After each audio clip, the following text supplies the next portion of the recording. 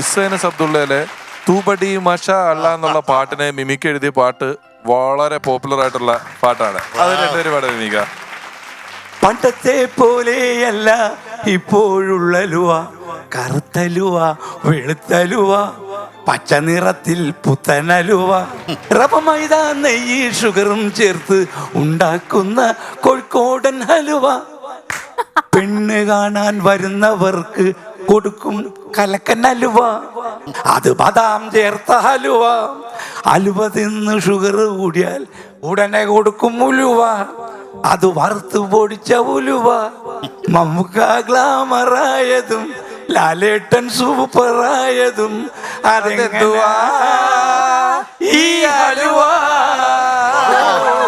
അതെങ്ങനാ ഈ ഹലുവ.